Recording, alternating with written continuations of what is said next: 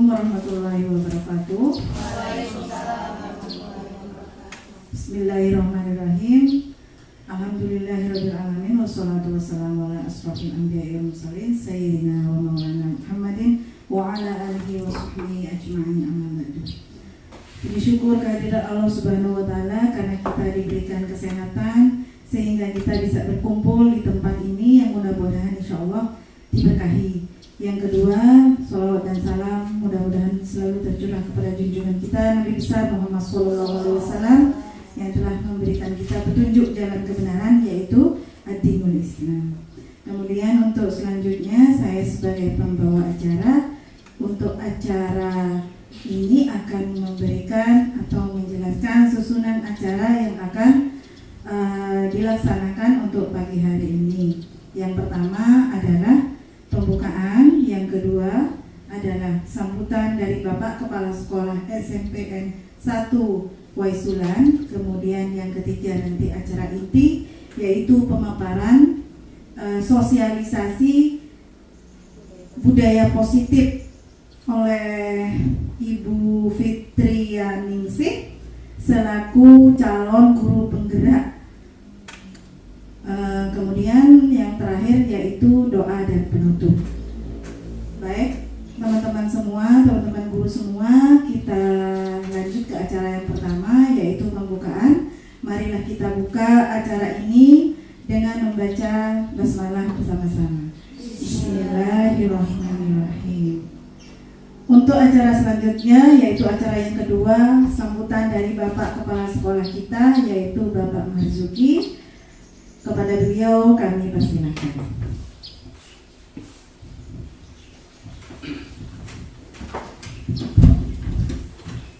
Bismillahirrahmanirrahim. Assalamualaikum warahmatullahi wabarakatuh. Alhamdulillahirabbil alamin. Wassalatu wassalamu ala asrofil anbiya'i wal mursalin sayyidina wa maulana Muhammadin wa ala alihi washabihi ajma'in. Qala rabbi shrah li sadri wa yassir li amri wa hlul 'uqdatam min lisani yafqahu qawli. Amma ba'du. Bapak Ibu guru SMP Negeri 1 Waisulan yang saya hormati dan insya Allah dalam keberkahan Allah, marilah yang pertama dan utama kita memanjatkan puji syukur kehadirat Allah Subhanahu wa taala, Tuhan yang Maha Esa, karena keberkahannya kita hingga saat ini diberi kesehatan jasmani dan rohani, kekuatan lahir dan batin untuk melaksanakan aktivitas kita sebagai insan edukatif. Mudah-mudahan setiap langkah kita, setiap kegiatan kita, setiap tindakan kita semuanya bernilai ibadah di sisi Allah Subhanahu wa taala. Amin ya rabbal alamin. Salawat dan salam selalu kita sanjungkan kepada junjungan kita Nabi Agung Muhammad sallallahu alaihi wasallam. Mudah-mudahan kita selalu mendapatkan syafaatnya bil khusus di yaumil qiyamah. Amin ya rabbal alamin. Bapak Ibu yang saya hormati, pada kesempatan ini kita melaksanakan acara sosialisasi budaya positif di SMP Negeri 1 Waisulan yang nanti akan disampaikan oleh Ibu Fitrianingsih. Dalam keadaan semuanya baik, mudah-mudahan semuanya diberi kesehatan, diberi kelancaran dan semuanya sehat. Dari awal hingga akhir tidak ada halangan apapun. Yang perlu disampaikan di sini, saya selaku kepala sekolah, yang jelas Bu Fitrianingsih ini adalah salah satu di antara dua guru PNS yang ada di SMP Negeri 1 Waisulan ini, dan beliau sudah mengikuti seleksi untuk menjadi calon guru penggerak, sehingga pada kesempatan ini akan menularkan atau menyampaikan, mensosialisasikan yang berkaitan dengan yang beliau peroleh selama ini kepada teman-temannya, sehingga mudah-mudahan nanti teman-temannya atau guru-guru sejawat yang lainnya bisa meniru mengikuti jejak beliau, sehingga semuanya diharapkan bisa menjadi guru penggerak. Walaupun kondisinya saat ini baru 2 yang PNS dan hampir 13 orang guru honor. Berkaitan itu semua, Bapak Ibu sekalian yang saya hormati, saya selaku kepala sekolah sangat mendukung kegiatan ini. Mudah-mudahan ini benar-benar bisa terlaksana dan bisa direalisasikan dalam kegiatan pembelajaran sehari-hari kepada anak didik kita. Dan mudah-mudahan harapan kita sekolah kita ke depannya lebih baik. Berkaitan dengan itu semua, karena kondisinya sudah siang, Bapak berharap nanti Bapak Ibu Guru bisa mengikuti dengan baik dari awal hingga akhir. Dan selanjutnya, karena kondisi sudah siang, langsung Bapak buka untuk kesempatan ini, dan kita buka bersama-sama dengan mengucap Bismillahirrahmanirrahim. Acara sosialisasi budaya positif di SMP Negeri 1 Wesulan resmi dibuka.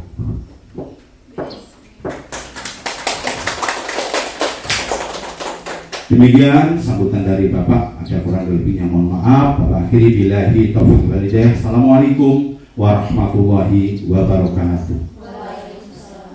Waktu saya kembalikan kepada pemandu acara.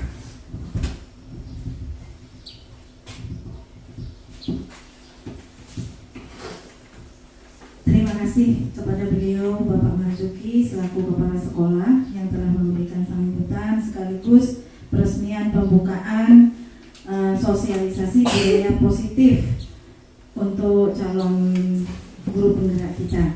Kemudian untuk acara inti kita selanjutnya yaitu pemaparan sosialisasi budaya positif oleh Ibu Fitrianingsih sebagai calon guru penggerak kita dari SMP 1 Negeri Wesulan. Pada Ibu Fitrianingsih dipersilakan.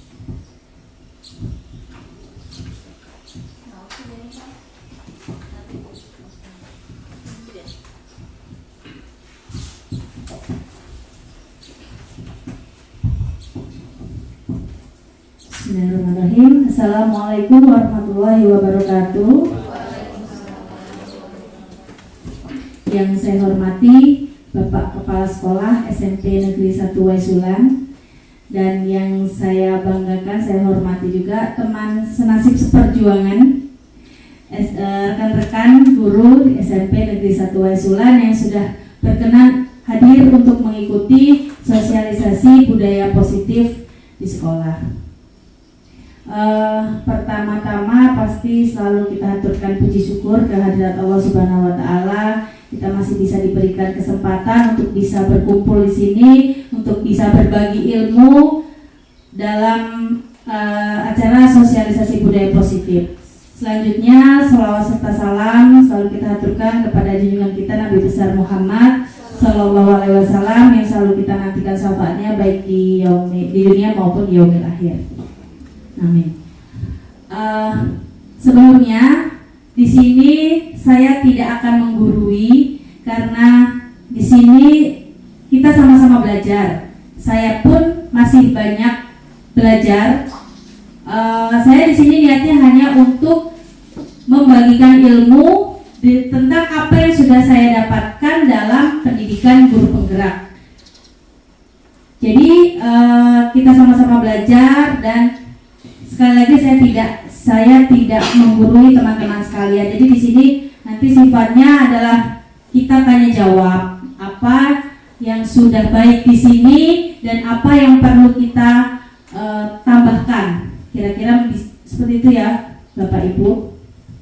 Baik, selanjutnya kita langsung masuk ke materi budaya positif. Budaya positif di sekolah kita itu alhamdulillah sudah berjalan. Salah satu contohnya seperti saling senyum sapa salam ketika anak-anak bertemu dengan kita pagi hari gitu. Pengalaman saya sudah sering menyampaikan, mungkin saya sudah cerita bahwa saya di sini itu baru tahun 2021 kemarin, dan sebelumnya saya mengajar di sekolah swasta. Perbedaannya itu di yang budaya positif itu tetap ada perbedaan. Setelah saya di sini itu saya agak merasa speechless, apa ya bahasa Indonesianya? Iya, tidak bisa. Jadi Saya bandingkan anak-anak di sini itu luar biasa karena mungkin dari lingkungan yang di sini banyak pondok. Jadi mereka itu ketika bertemu dengan guru dimanapun berada, walaupun kita keluar kelas, bisa sampai sehari itu mereka saling tangan, cium tangan tuh bisa sampai berpuluh-puluh kali. Dan itu saya rasakan luar biasa karena sebelumnya itu di sana tidak ada anak-anak yang seperti itu.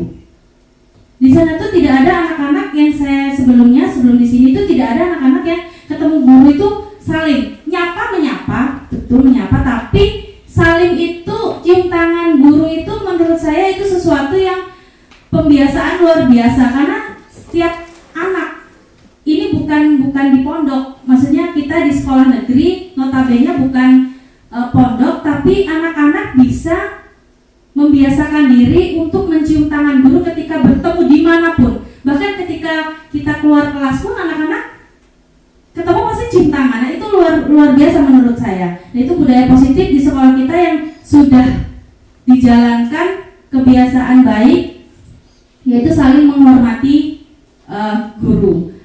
Terus yang kedua, budaya positif yang sudah ada di sekolah kita juga yang sudah terlaksana adalah sholat duha dan pembacaan Al-Quran sebelum memulai pelajaran.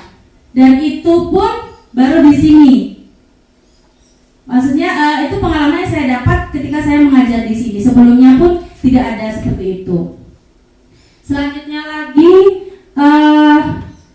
kebiasaan untuk Jumat bersih.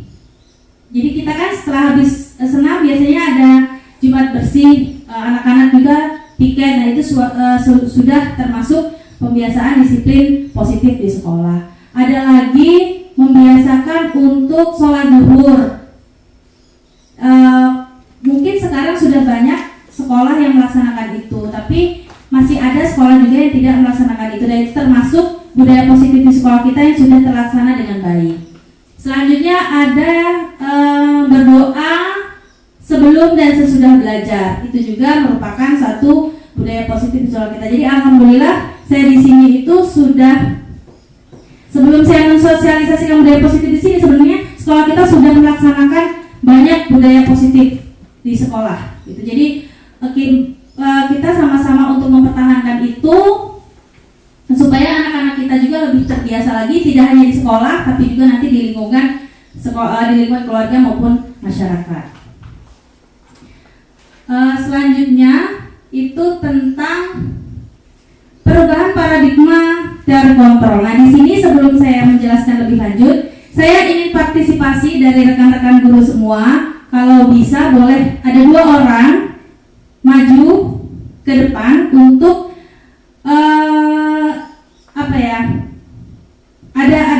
ada drama gitu. Bisa minta tolong mungkin siapa? Bu Andri? Bu Andri, Misugi. Kayaknya seru nih kalau Bu Andri. Kalau enggak Bu Yulinda sama Misugi aja. Ya, Bu Yulinda sama Misugi mohon bantuan untuk bisa ke depan. Oke. Ya. Baik. Miss Ugi, tolong menghadap ke sana. Karena kan kameranya di sana. Miss Ugi sama Bu Yulinda, tolong pilih dari kue ini yang Miss Ugi dan Ibu Yulinda sukai. Pilih aja satu atau 2 boleh deh. Semua deh. Silakan Bu. Sudah? Satu aja? Cukup? Oke. Sekarang permainannya seperti ini. Miss Ugi dan Bu Yulinda ini pertahankan, ini kan kue yang disuka ya. Pertahankan kue ini gimana caranya? Pokoknya pertahankan. Salah satu nanti ya, satu-satu. Bu Yulinda nanti gimana caranya merayu Miss Ugi biar Miss Ugi ini memberikan kue kesayangannya ini kepada Bu Yulinda. Begitupun nanti sebaliknya. Berhasil apa tidak nanti? Iya, gimana caranya harus dapat? Apakah nanti apa Miss Ugi yang menyerahkan dengan sukarela, atau memang nanti Bu Yulinda tiba-tiba kalau jengkel dia langsung memaksa untuk mengambil kue dari dari Miss Ugi gitu. Oke, silakan. Bisa gitu loh, udah. Ibu Yulinda, ini drama Mbak? Masih. Ibu Yulinda, kayaknya kue yang Ibu pilih itu kesukaan aku deh. Boleh nggak Ibu Yulinda? Nggak boleh. Ini suara aku juga. Gimana kalau kita tukeran? Aku udah sering makan itu. Aku juga. Ya, aku nangis. Kalau aku nggak bisa ngerayu. Coba dirayu gimana dirayu? Apakah harus Misugi memaksa Bu Yulinda untuk mendapatkan buah itu gitu? Bagaimana? Silakan. Yulinda kira-kira mau tukeran apa biar aku bisa dapet kue itu? Itunya 2, ini baru 1. Oh ya udah ini bisa 2 tapi satunya besok gimana? Manipulatif. Tapi nggak mau ini mulai sekarang, jadi sekarang saya mau ini Lu dulu. nggak usah susah-susah dulu. Jadi dikasih nggak Bu Yulinda? Dikasih nggak? Oh enggak. Ya udah aku tukerin pakai apa maunya? Pakai duit? Pakai duit. Enggak juga, itunya 2 baru saya kasih. Oh, satunya besok ya. Nggak bisa makanya saya juga hari ini. Nggak bisa. Enggak. Jadi dikasih nggak Bu Yulinda? Enggak, Bu. Enggak. Sekarang coba Bu Yulinda yang merayu Misugi untuk mendapatkan lempernya. Lemper kue kesukaan Misugi nih. Miss, tahu nggak? Ini loh di Waisulan banyak kayak gini. Ya iya emang. Tapi ini aja. Tapi buatan ibu ini aku suka. Nggak enak ini. Enggak. Ini Miss enak nih. Enggak, aku nggak suka itu. Aku sukanya ini. Miss, Aku nggak suka itu Yulinda. Aku sukanya ini. Jangan kasih dia ngomong. Miss, ini lo lebih enak dalamnya lo enak ada sayuran. Ya aku pernah coba itu tapi aku nggak suka. Aku tetap suka ini. Ini lengket. Ini biarin aja. Justru aku suka yang ini.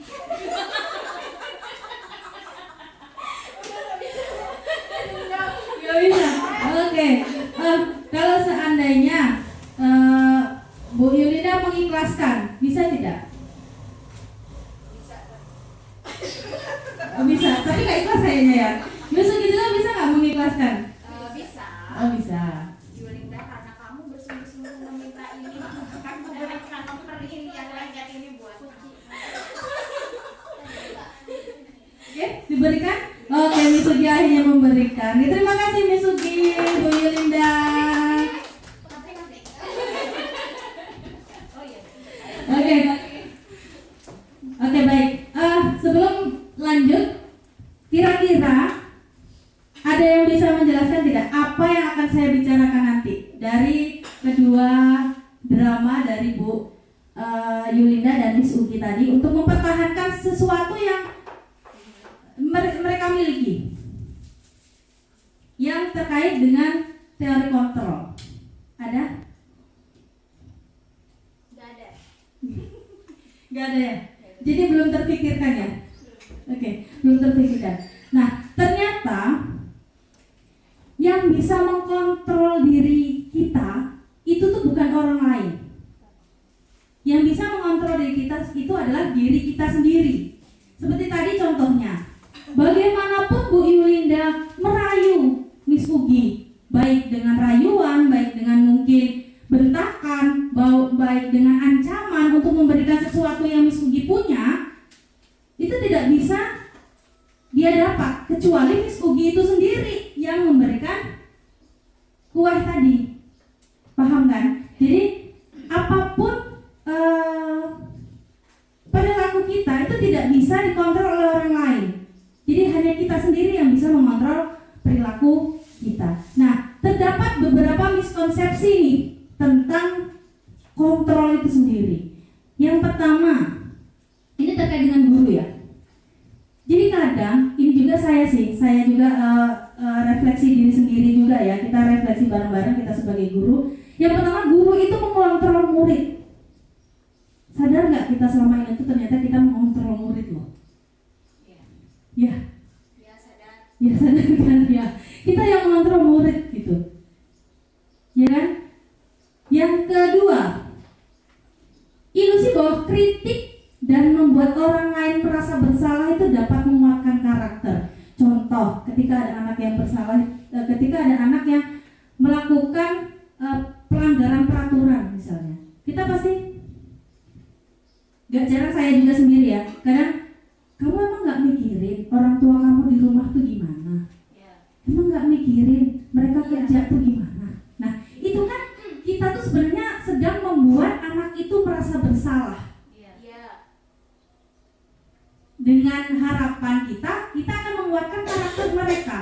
Nah padahal itu kita tidak akan membuat karakter mereka menjadi kuat, malah justru mereka akan menjadi semakin down. Nah itu miskonsepsi yang kedua. Selanjutnya itu ada bahwa semua penguatan positif efektif dan bermanfaat. Tidak. Contoh kemarin saya sudah sepil bahwa di kayak pemberian penghargaan di muka umum ternyata itu banyak sekali tidak baiknya gitu terhadap diri yang kita, dari anak yang kita berikan penghargaan maupun teman-teman yang tidak mendapatkan penghargaan. Nanti akan kita bahas lagi tuh. Dan yang terakhir adalah bahwa orang dewasa itu memiliki hak untuk memaksa. Kamu duduk ya, kamu jangan lari-larian loh. Nah, sering kan kita di kelas, saya maksudnya itu sering seperti itu, masih sering seperti itu. Nah, ini adalah miskonsepsi tentang kontrol. Selanjutnya itu tentang apa itu disiplin positif.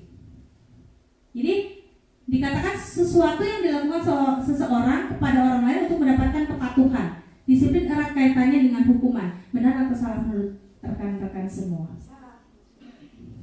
Benar atau salah?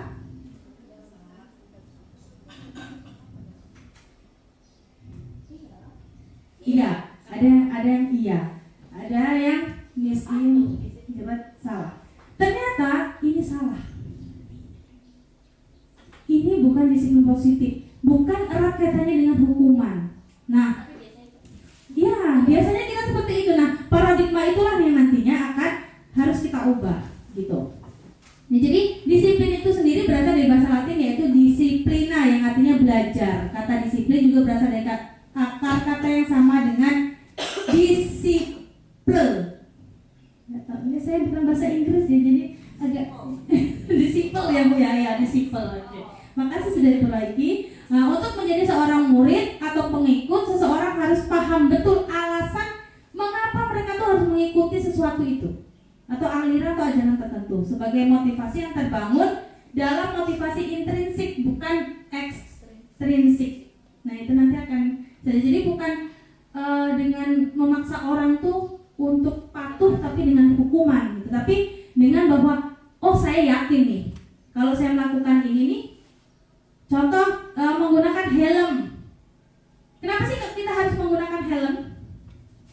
Apakah karena takut polisi? Nah, ya kan? Apakah karena takut ditilang polisi saya? Adalah ini gitu. Melindungi kepala kita dari berbagai macam bahaya. Nah, ya karena kalau kita paham bahwa itu adalah, kita meyakini bahwa itu adalah untuk keselamatan kita, maka kita akan menjalankan itu. Tapi ketika kita hanya untuk mematuhi peraturan biar nggak ditilang polisi misalnya, nah itu efeknya akan banyak sekali pelanggaran yang lainnya. Itu contoh sederhananya. Jadi tidak disiplin positif itu tidak hanya erat dengan hukuman gitu ya. Nah ini tadi, jadi ada 3 perilaku manusia menurut Diane Gossen. Jadi yang pertama itu adalah untuk menghindari ketidaknyamanan atau hukuman.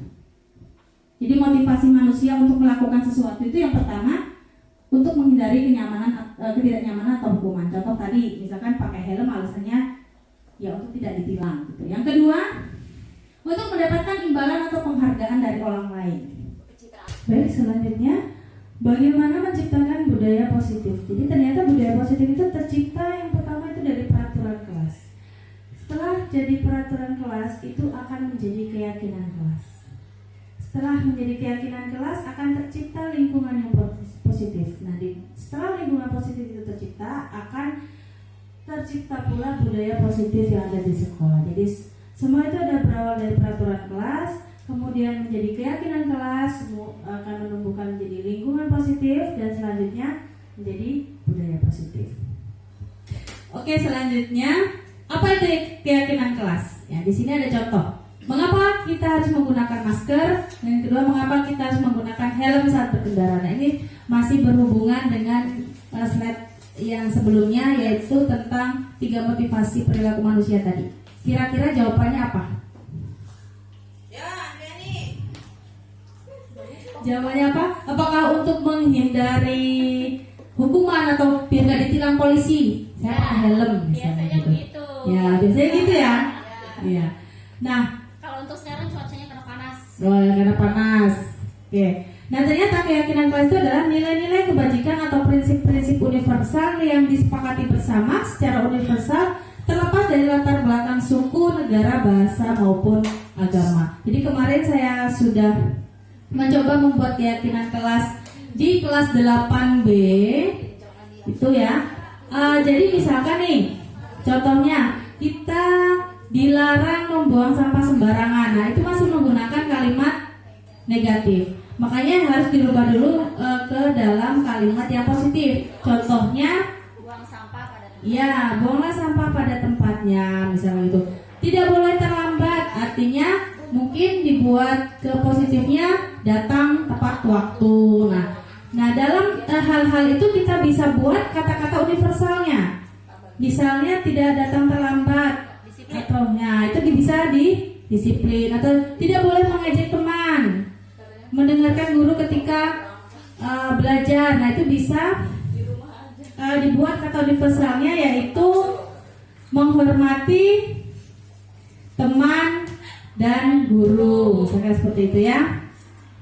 Selanjutnya, nah ini prosedur dalam pembentukan keyakinan kelas yang kemarin sudah saya praktekkan di kelas 8B.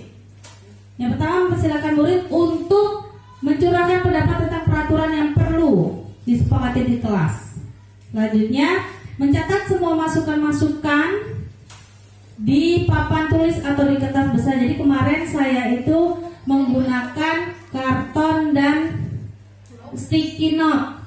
Jadi mereka menulis. Jadi mereka itu menulis peraturan yang mereka inginkan agar mereka bisa nyaman belajar di kelas, itu ke dalam sticky note dan kemudian ditempelkan di depan. Selanjutnya, kemarin mereka itu menulis awalnya tidak menggunakan kata negatif. Jadi masih ada kata-kata tidak, jangan, dilarang dan sebagainya. Kemudian dirubah menjadi kata-kata yang positif. Jadi jangan, tidak, dilarang itu dihilangkan. Kemudian kita meninjau kembali pendapat-pendapat yang sudah dicatat. Selanjutnya kita tinjau ulang keyakinan kelas secara bersama-sama. Setelah keyakinan kelas itu sudah selesai kita buat, kemudian ditandatangani sebagai tanda persetujuan. Nah, kemudian keyakinan kelas itu akan diletakkan di tempat yang mudah dilihat oleh warga kelas. Nah, ini mungkin nanti bisa dicontoh, bisa dipraktekkan oleh para wali kelas. Oke. Nah, sekarang bagaimana jika terjadi pelanggaran? Kira-kira kalau ada anak yang melanggar, Bapak, Ibu, rekan-rekan semua, biasanya seperti apa? Iya, sanksi, dihukum gitu ya. Jadi ternyata ada 3. Ketika anak-anak itu ada yang melanggar. Yang pertama itu hukuman, sanksi, dan ketiga restitusi. Ada yang tahu apa beda dari ketiganya? Kalau hukuman mungkin dadakan ya. Ya. Kalau sanksi itu udah ada kesepakatan dari kelas. Kalau restitusi saya belum pernah dengar. Iya, benar sekali ya. Tepuk tangan dong untuk Bu Astri. Ya benar ya. Hukuman itu biasanya sifatnya itu dadakan, mendadak tanpa anak itu tahu kesepakatan. Jadi kita tuh nggak ada kesepakatan sama anak dulu, atau dihukum gitu ya. Nah, kalau sanksi ini beda. Kalau sanksi ini kita sudah ada kesepakatan terlebih dahulu. Jadi anak itu sudah tahu kalau saya melanggar ini nanti saya akan seperti ini akibatnya. Nah, itu anak-anak sudah tahu. Itu bedanya hukuman dan sanksi. Kalau untuk restitusi nanti kita akan bahas di slide berikutnya lebih ini. Dulu sebelum belajar modul 1.4 tentang budaya positif pun saya kurang paham apa sih restitusi gitu ya. Nanti kita belajar bersama. Nah, ternyata ini perbedaan hukuman dengan sanksi atau konsekuensi. Jadi Hukuman itu adalah sesuatu yang menyakitkan yang harus terjadi.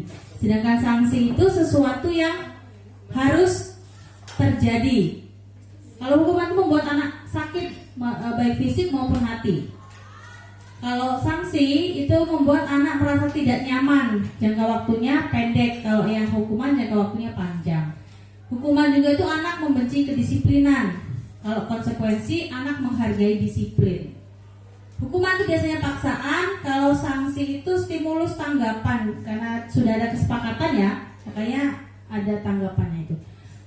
Selanjutnya mendorong anak menyakiti diri sendiri. Itu hukuman. Kalau konsekuensi itu mendorong anak agar mudah menyesuaikan diri. Selanjutnya dari konsep diri yang buruk, sama ini konsep diri yang baik. Sebenarnya sudah baik, cuman lebih baik lagi nanti menggunakan restitusi. Kalau hukuman itu anak belajar untuk menyembunyikan kesalahan, sedangkan sanksi atau konsekuensi itu anak belajar untuk mematuhi peraturan. Hukuman itu anak akan marah, terus merasa bersalah, dipermalukan, merasa tidak dihargai. Sedangkan kalau sanksi itu anak kehilangan hak, dibuat tidak nyaman, diasingkan untuk sementara dan sebagainya. Itu menurut ini ya dari Diana Gosen. Nah, sekarang kita masuk ke kebutuhan dasar manusia. Jadi sebenarnya manusia itu memiliki 5 kebutuhan dasar. Yang pertama yaitu bertahan hidup, cinta kasih dan rasa ingin diterima atau memiliki, penguasaan, kesenangan dan kebebasan. Di sini ada kasus Ibu Ambar, guru wali kelas 2A di SD Pelita Hati, sedang bingung menghadapi ulah salah satu murid di kelasnya, yaitu Doni. Beberapa anak di kelas 2A telah datang kepadanya dan mengeluhkan Doni yang seringkali meminta bekal makan siang mereka dengan paksa. Jika rekan-rekan guru semua itu menjadi Ibu Ambar, apa yang akan rekan-rekan semua lakukan? Panggil Doninya dulu mungkin. Panggil Doni, mungkin yang lain? Ditanyain Doninya. Nyari ini dulu loh, Informasi. Nyari informasi dulu. latar belakang. Oke, mencari latar belakang. Nah, menurut rekan-rekan semua, apa alasan Doni melakukan itu? Bisa jadi kekurangan mungkin hidupnya di ininya Keluarganya kekurangan. Bisa jadi. Ada lagi? Gak dikasih duit loh. Nggak dikasih duit, nggak dikasih uang jajan, makanya minta makan gitu ya? Atau Doninya emang nakal. Memang Doninya nakal mungkin ya. Oke, kita lihat di sini. Kalau misalkan setelah kita panggil Doni, ternyata Doni itu menjawab, Doni kenapa kok kamu melakukan hal itu? Doni jawabnya, aku lapar bu. Kira-kira dari 5 kebutuhan dasar manusia tadi, kebutuhan mana yang Doni ingin penuhi? Kalau misalkan jawaban dia itu, aku lapar bu. Nah, tadi ada bertahan hidup, cinta kasih dan rasa ingin dimiliki atau diterima, penguasaan, kesenangan dan kebebasan. Kira-kira di ini apa? Bertahan.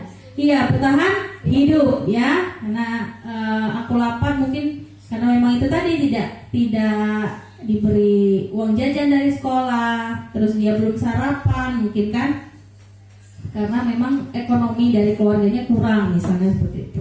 Selanjutnya kalau misalkan dia bilang, si Don itu bilang, aku senang bu, dengan begitu teman-teman aku jadi memperhatikan aku.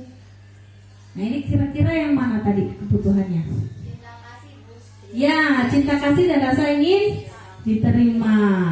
Kalau misalkan dia jawab, aku merasa hebat bu, teman-teman aku takut sama aku nih. Penguasaan. Penguasaan. Iya, rasa ingin menguasai ya, jadi penguasaan. Kalau dia bilang, aku bosan bu dengan bekal yang dibawakan ibu dari rumah. Apa ya tadi ya? Apa tadi? Tadi bertahan hidup sudah, cinta kasih dan rasa ingin diterima sudah, penguasaan sudah, berarti tinggal kebebasan sama kesenangan. Oh, berarti kebebasan. Iya, Kebebasan. kebebasan. Kalau yang aku iseng aja bu, Tuh kan. ngambilin. Kesenangan. Ya. Berarti ini kesenangan. Jadi memang kalau misalkan anak kita itu melanggar peraturan ataupun melakukan hal-hal yang tidak seharusnya, jangan langsung kita memberikan hukuman, tetapi kita tanya terlebih dahulu apa alasannya, dan kita cari tahu ternyata ada kebutuhan dia yang belum terpenuhi gitu. Nah, selanjutnya nih yang menarik nih, 5 posisi kontrol, terutama kita sebagai seorang guru. Kita ada di posisi yang mana, teman-teman? Ada posisi penghukum. Ini kayaknya banyak yang di sini ya, maksudnya saya yang di sini. Saya juga. Saya juga. Oke, penghukum itu biasanya guru itu berbuat menghardik, menunjuk-nunjuk kamu tuh ya, kamu tuh anak nakal, kamu tuh gini, dan menunjuk, menyakiti, menyindir. Ini nggak boleh ternyata jadi penghukum tuh nggak boleh. Kalau biasanya guru berkata, kalau kamu tidak melakukannya, awas ya. Kalau kamu nggak ngerjain PR, awas kamu nanti ya. Kalau kamu nggak mau masuk kelas, awas kamu. Nah, itu ciri-ciri guru di posisi penghukum. Nah, hasilnya gimana? Hasilnya justru anak itu akan memberontak, menyalahkan orang lain, dan nantinya akan berbohong agar tidak mendapat hukuman atau menghindari hukuman. Selanjutnya kaitannya dengan dunianya itu apa? Nanti murid akan meletakkan guru itu di dunia yang di luar yang berkualitas dari diri dia. Nah, sekarang mulai sadar ya. Jadi kita selama ini tuh jadi penghukum gitu kan. Terus murid itu nanti akan berkata di mana tuh dalam hatinya, akan berkata, biarin aja lah, nanti juga marah-marah lagi tuh ibu. Ya, jadi sepelein gitu kan, karena memang kita udah sering marah-marah gitu, sering menghukum. Dampaknya apa? Dampaknya murid akan mengulangi lagi kesalahan yang sama. Gitu.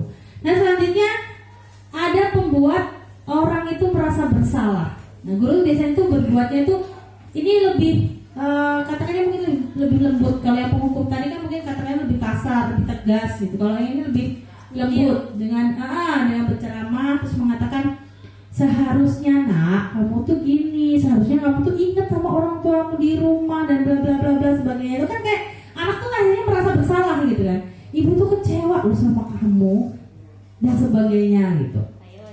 Ayo siapa? Saya. Saya juga di sini posisinya. Ya Pernah seperti itu? pernah. Ya pernah lah ya. Iya, dua ya. Terus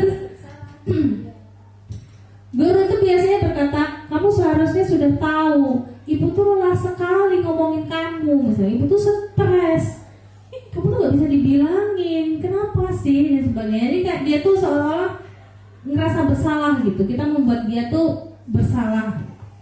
Hasilnya gimana? Dia akan menyembunyikan sesuatu yang gak mau mengungkapkan, terus menyangkal dan akhirnya berbohong. Nah, dia juga akan meletakkan guru itu tadi di luar dunia yang berkualitas, kalau ini di dalam dunia yang berkualitas. Murid akan berkata, iya bu, maaf bu, gitu. Terus selanjutnya dampaknya apa? Murid akan merasa rendah diri. Jadi ternyata kita tidak boleh di posisi yang membuat orang itu merasa bersalah. Selanjutnya, ini identitas yang gagal ya. Ini identitas gagal. Untuk identitas berhasil atau sukses itu ada 2. Tapi kontrolnya dari luar, bukan dari dalam diri murid. Yang ketiga itu ada teman. Itu biasanya membuatkan alasan-alasan untuk muridnya. Ya udahlah, nggak apa-apa. Dia lebih lembut juga sama, tapi ya udah nggak apa-apa, kamu sekarang duduk aja. Jadi kita tuh kayak sebagai teman. Tadi ya saya setelah membaca ini, berarti bagus ya posisi kontrol sebagai teman ini. Ternyata tidak juga. Ternyata nggak bagus juga, karena nanti murid itu akan menjadi ketergantungan sama kita. Jadi kalau misalkan ada masalah apa-apa, murid itu pasti akan mencari kita yang diandalkan. Jadi dia tidak mandiri nantinya untuk menyelesaikan masalah itu. Jadi kita yang jadi mereka jadi ketergantungan gitu. Selanjutnya, murid itu akan berkata, saya pikir bapak itu teman saya. Kalau misalkan dia ada masalah nih, tahu-tahu kita nggak mau bantu dia akan berpikir, saya pikir ibu itu teman saya, tapi kok gitu sih, kok nggak mau bela saya lagi sih, kok nggak mau bantu saya lagi sih, gitu. Dan ternyata itu juga nggak boleh kita sebagai teman. Dampaknya apa? Murid jadi lemah, tidak mandiri dan tergantung. Nah, terus kita di posisi yang mana harusnya, gitu kan? Oke, lanjut dulu di pemantau. Pemantau ini hampir seperti penghukum, cuman bedanya dia itu dengan bahasa yang tidak yang kasar, atau kalau penghukum itu kan tiba-tiba ya, pokoknya ini nggak mau tahu gitulah intinya. Kalau pemantau ini lebih ke dia itu mentaati peraturan yang ada. Contoh, misalkan ada anak yang hari Senin itu nggak pakai sepatu warna hitam, pakainya warna pink misalnya. Itu nanti yang sebagai pemantau, dia akan tanya dulu sama anaknya, kamu tahu nggak peraturannya apa? Ya, kalau penghukum biasanya, kamu tuh nggak pakai baju warna hitam, lari 15 kali keliling lapangan, misalkan gitu.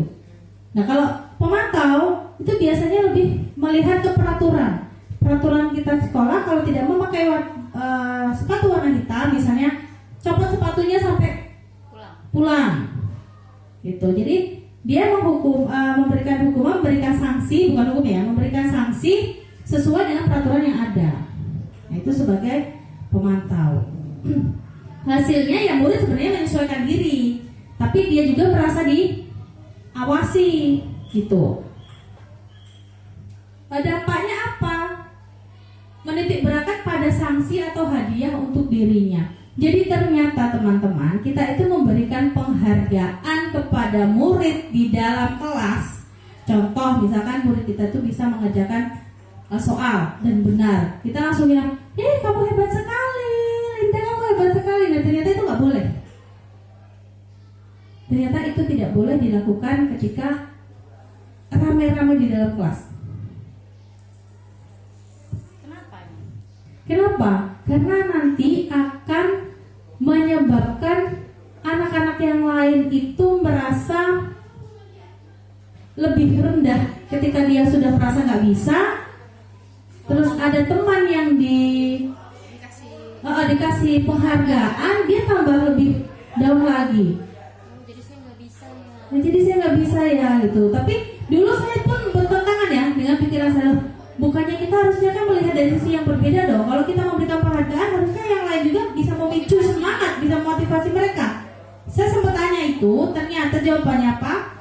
Apakah yakin yang berprestasi itu bisa ganti-ganti? Misal, si Yulinda ini yang bisa terus di kelas, yang lain nanti kalau kita berikan penghargaan terus, apakah yang lain juga bisa? Belum tentu. Tetap aja Yulinda aja yang bisa. Sering tadi ada. Terus harusnya bagaimana? Disamaratakan. Enggak. Kita boleh memberikan penghargaan, kita boleh memberikan hukuman, bukan hukuman ya, kayak apa ya, peringatan gitu. Tapi tidak di umum, secara pribadi. Contoh, misalkan kita keluar kelas, papasan nih sama dia. Kamu tadi pinter banget tuh, hebat tuh, ibu gak nyangka loh kamu bisa kayak gitu. Nah, itu lebih membekas ternyata di diri anak ketimbang kita itu menyampaikan hal itu tuh untuk di depan umum. Sama seperti hukuman juga, gitu. Jadi mudah-mudahan setelah ini kita tidak lagi memberikan penghargaan di luar, maksudnya di luar, di dalam kelas gitu, di muka umum, karena bisa membuat teman-teman yang lain lebih rendah diri lagi, gitu. Nah, ini nih Bu Neneng, yang manajer. posisi yang harus kita capai, manajer. Apa itu posisi manajer? Jadi di sini nih kita nggak ngebantu anak dalam hal untuk menyelesaikan masalah, itu maksudnya kita nggak membuatkan anak itu alasan-alasan dan sebagainya kayak teman tadi, tapi lebih menuntun anak untuk solusi sendiri. Jadi kita tuh hanya menuntun anak untuk mencari solusi sendiri. Jadi kita juga nggak ngehukum anak, kita juga harus melihat apa 5 dasar kebutuhan manusia tadi, kebutuhan anak tadi yang belum terpenuhi. Nah, jadi kita tuh harus ada di posisi ini. Tapi untuk berada di posisi ini nih nggak seminggu 2 minggu kita ada di sini, enggak. Ya, ini tetap harus berkelanjutan. Ini harus tetap berkelanjutan, nggak bisa. Misalkan sehari 2 hari setelah, wah iya ya dapat materi ini gini, besok saya harus di posisi manajer. Seminggu kemudian tetap balik lagi ke penghukum. Ini tetap harus dengan latihan terus, dengan semangat kita harus ada menggeser posisi kita yang tadinya ke penghukum ke manajer. Nah inilah yang harus dicapai, posisi ini yang nantinya harus kita capai. Apa itu restitusi? Nah, jadi restitusi itu adalah proses menciptakan kondisi bagi murid untuk memperbaiki kesalahan mereka sehingga mereka bisa kembali kepada kelompok dengan karakter yang lebih kuat. Itu menurut Gosen tadi. Oke, jadi ini 9 ciri-ciri restitusi. Oke, selanjutnya restitusi. Selanjutnya tahapan restitusi. Jadi tahapan-tahapan restitusi itu yang pertama adalah menstabilkan identitas. Jadi kita akan menggiring identitas gagal ke identitas sukses. Contoh, misalkan ada anak yang berbuat salah tuh kita bilang ya semua orang tuh pasti berbuat kesalahan, gak apa-apa kamu seperti ini, tapi nanti jangan diulangi lagi. Nah seperti itu ya contohnya. Terus selanjutnya yaitu validasi tindakan yang salah. Yaitu semua perilaku itu pasti memiliki alasan. Contoh, kenapa kamu kok bisa melakukan seperti ini? Kamu pasti punya alasan. Nah, kita tanyakan dulu alasannya. Itu adalah langkah yang kedua, memvalidasi tindakan yang salah. Yang ketiga adalah menanyakan keyakinan. Nah, kita semua pasti memiliki motivasi internal. Kita tanyakan itu. Apa yang kamu yakini di kesalahan yang sudah kamu perbuat itu? Apa yang akan kamu perbaiki? Nah, itu ada di tahapan yang ketiga, yaitu menanyakan keyakinan. Selanjutnya, nah ini tadi ya 3 langkah restitusi tadi, menstabilkan identitas. Ini ada contohnya, setiap orang pasti pernah melakukan kesalahan. Bukan kamu satu-satunya yang pernah melakukan ini. Misalkan ibu dulu juga pernah kok bolos, misalkan gitu.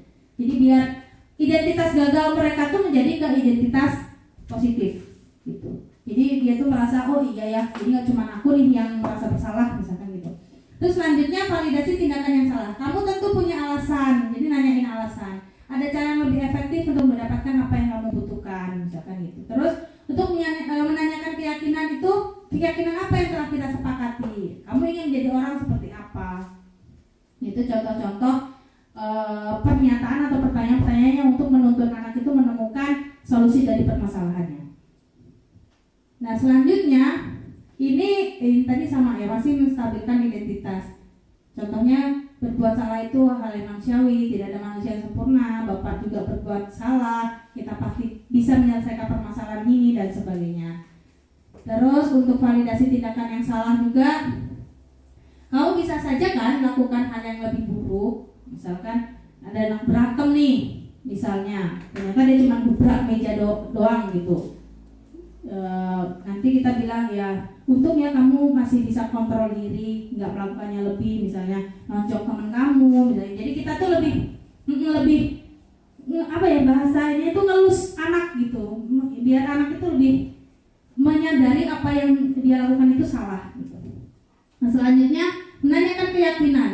Di apa nilai yang kita percaya di kelas atau sekolah kita, nilai-nilai universal apa yang telah kita sepakati, terus kelas yang ideal itu seperti apa. Nah kita menuntut pertanyaan-pertanyaan ini agar anak itu bisa mencari itu tadi keyakinan yang sudah dia yakini, yang nantinya akan anak itu tidak melakukan hal yang sama lagi. Ini intervensi 30 detik sudah. Yeay, selesai.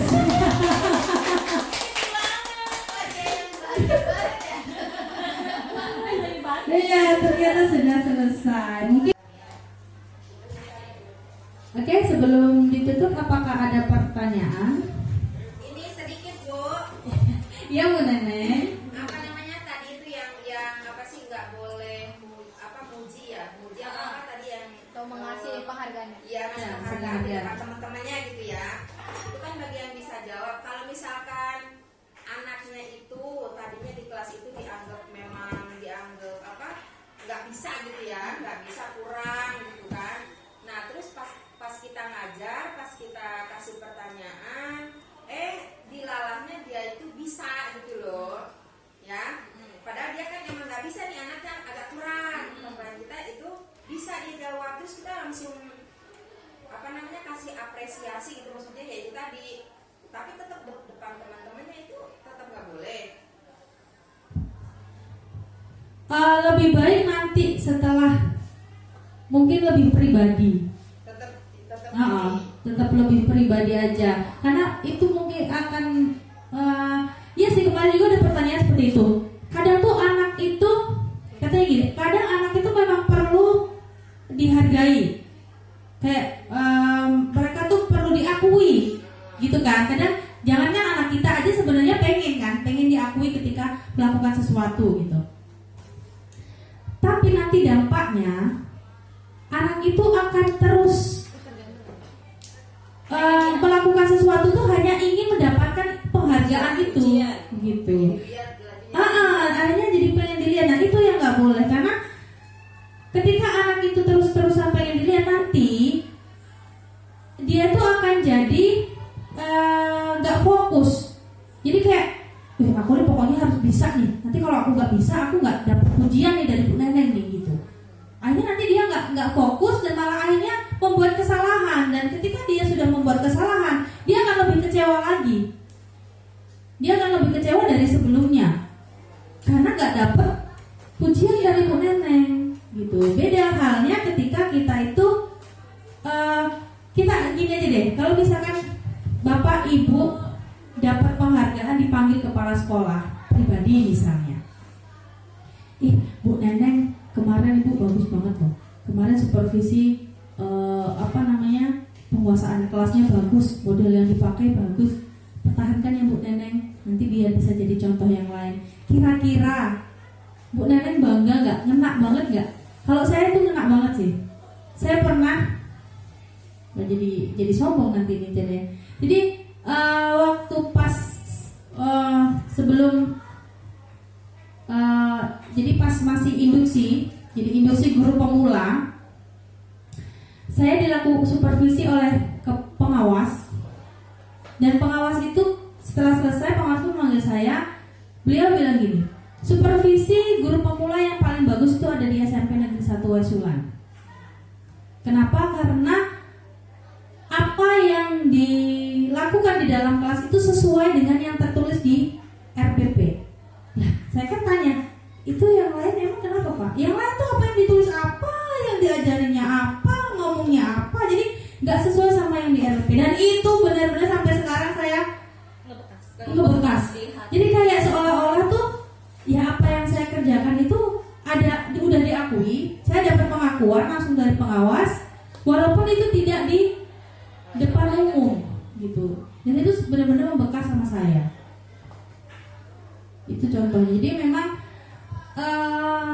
kadang yang makanya selama ini tuh kita pembiasaan memberikan penghargaan yang menurut kita itu baik untuk bisa motivasi mereka, justru kadang malah membuat mereka itu terjerumus ketika memang motivasi mereka untuk melakukan itu tuh hanya untuk mendapatkan penghargaan. Kan tadi 3 motivasi itu kan, yang pertama menghindari hukuman, mendapatkan penghargaan, terus yang ketiga, nah itu yang dari dalam diri. Memang mereka tuh meyakini bahwa apa yang saya lakukan ini ya harus saya lakukan. Contohnya pakai helm ya untuk keselamatan saya gitu, nggak tanpa harus saya dapat penghargaan dan sebagainya gitu. Ini loh kejadiannya kayak sama kelas 8B itu kayak yang gitu loh. Adel. Nah itu kan orangnya agak keras. Nah kan, maksudnya pasti cuma ya sama temen-temennya. Nah pas pelajaran kita dia bisa, jadi kita kasih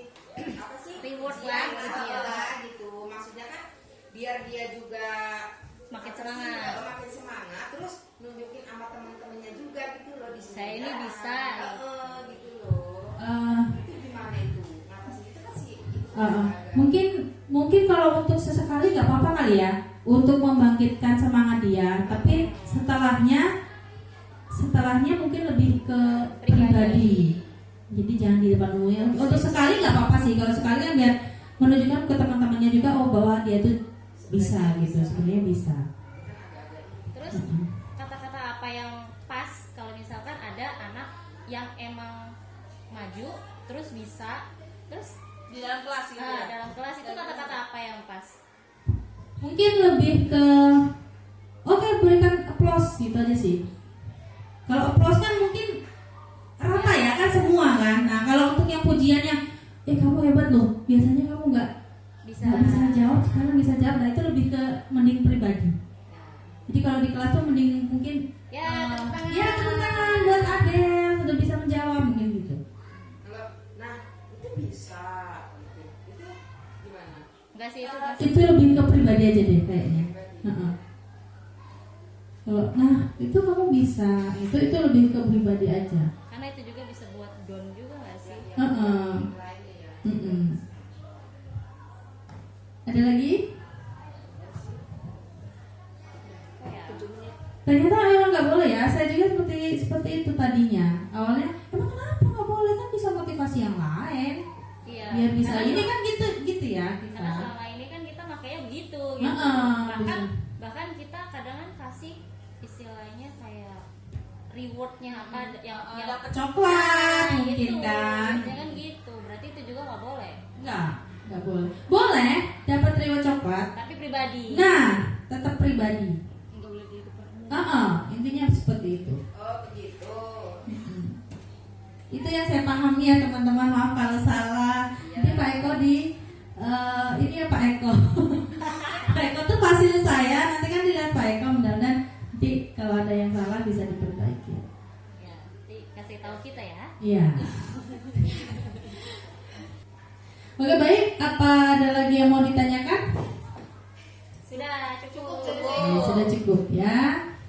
Oke, kalau cukup mungkin itu saja pemaparan saya mengenai budaya positif. Mudah-mudahan ilmu ini yang saya tularkan bisa bermanfaat untuk kita semua dan bisa menjadikan dampak positif di sekolah kita. Saya kembalikan ke moderator apa? MC pembawa acara. Sebelumnya saya akhiri. Wassalamualaikum warahmatullahi wabarakatuh. Untuk acara selanjutnya yaitu doa yang akan disampaikan oleh Bapak Kepala Sekolah kita, Bapak Marsuki. Waktu dan tempat persilakan. Terima kasih kepada pemandu acara agar kegiatan ini selalu mendapatkan keberkahan dan ridho dari Allah Subhanahu wa Ta'ala. Marilah kita berdoa yang insyaallah dikabulkan oleh Allah Subhanahu wa Ta'ala. A'udzubillahi minasyaitonir rajim. Bismillahirrahmanirrahim. Allahumma shalli wa sallim ala sayyidina Muhammad wa ala ali sayyidina Muhammad sayyidina wal akhir wa sallim wa radhiyallahu tabaraka bi asri Rasulillah ajma'in. Alhamdulillahi rabbil alamin hamdan syakirin hamdan na'imin hamdan yafi'u wa yafi'u masidah. Ya Rabbana lakal hamdu kama yanbaghi li jalali wajhika wa 'azimi sultanik. Ya Allah ya Rahman ya Rahim ya Hamid ya Qayyum ya Bani as-samawati wal ardi ya Dzal jalali wal ikram. Allahumma ya Allah Rabbana zalamna anfusana wa illam taghfir lana wa tarhamna lanakunanna minal khasirin. Allahumma Rabbana la tu'akhidhna in nasina aw akhtana. Allahumma Rabbana la tahmilna isran kama hamaltahu 'ala alladhina min qablina. Allahumma Rabbana la tuhammilna ma la taqata bihi wa'fu 'anna waghfir lana warhamna anta maulana fansurna 'alal qawmil kafirin. Allahumma ya Allah Rabbana hab lana min azwajina wa dhurriyyatina qurrata a'yun waj'alna lil-muttaqina imama. Allahumma ya Allah Allahumma ighfir lana ذنوبنا ولوالدينا وارحمهما كما ربيانا صغيرا ولجميع المسلمين والمسلمات المؤمنين والمؤمنات الأحياء والأموات على كل شيء قدير. اللهم صل صلاة تنجينا بها ولولد وتقضي لنا بها الحاجات وتدبر السيئات وترفعنا على درجات وتبلغنا حسن ولادنا خير الخير وظاهرنا إنك على كل شيء قدير. اللهم يا الله لا تزغ قلوبنا ba'da idh hadaitana wa hab lana min ladunka rahmah innaka antal wahhab. Rabbana atina fid dunya hasanah wa fil akhirati hasanah wa qina adzabannar. Wa sallallahu ala sayyidina Muhammad wa ala alihi wasallam wa sallam. Subhanaka rabbil izzati amma yasifun wa salamun ala mursalin walhamdulillahi rabbil alamin.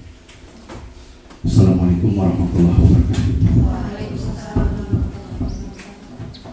Untuk acara selanjutnya yaitu penutup, mari kita tutup acara kita sosialisasi ini dengan bacaan hamdalah bersama-sama. Alhamdulillahirobbilalamin.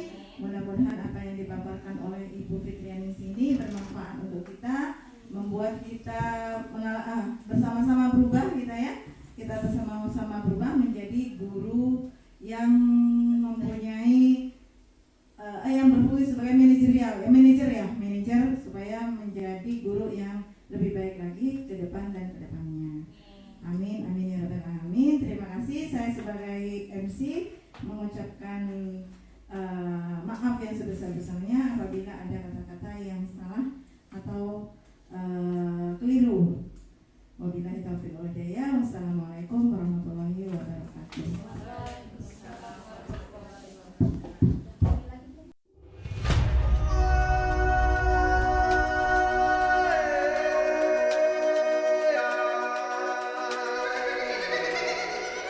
Baik, hari ini kita akan membuat keyakinan kelas. Jadi Ibu akan jelaskan dulu apa itu keyakinan kelas. Ya. Jadi keyakinan kelas itu adalah keyakinan yang nantinya akan kita yakini bahwa itu bisa menjadi disiplin dari diri kalian masing-masing. Sebelum kita membuat keyakinan kelas, kita akan membuat peraturan atau kesepakatan kelas. Jadi nanti petunjuknya adalah apa yang membuat kalian itu nyaman untuk belajar di kelas. Contoh, saya tuh nyaman di kelas ketika tidak ada yang berisik. Berarti kesepakatannya tidak boleh berisik. Misalkan saya nyaman di kelas, belajar di kelas itu ketika tidak ada yang mencontek. Berarti kesepakatannya tidak mencontek. Nanti Ibu akan bagikan sticky note untuk kalian tulis kira-kira kesepakatan apa yang bisa kita buat. Nantinya itu akan menjadi keyakinan kelas kalian. Paham?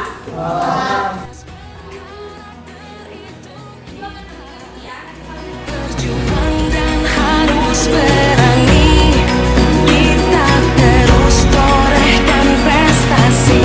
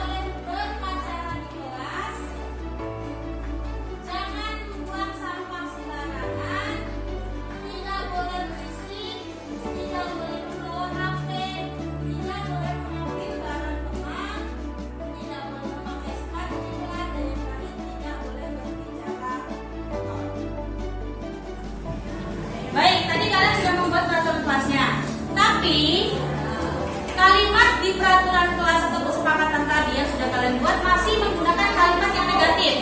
Maksudnya gimana? Kalimat negatif itu masih menggunakan kata jangan, tidak boleh, tidak baik. Dengan kata tidak atau jangan itu masih menggunakan kalimat negatif. Sekarang ibu minta kalian ganti tadi yang mengisi yang tidak mencontek, tolong diganti dengan kalimat positif. Contoh, tadi kan yang baca kayaknya tidak boleh membuang sampah sembarangan gitu ya. Kalian bisa ganti ke kalimat positif, contohnya membuang sampah pada tempatnya.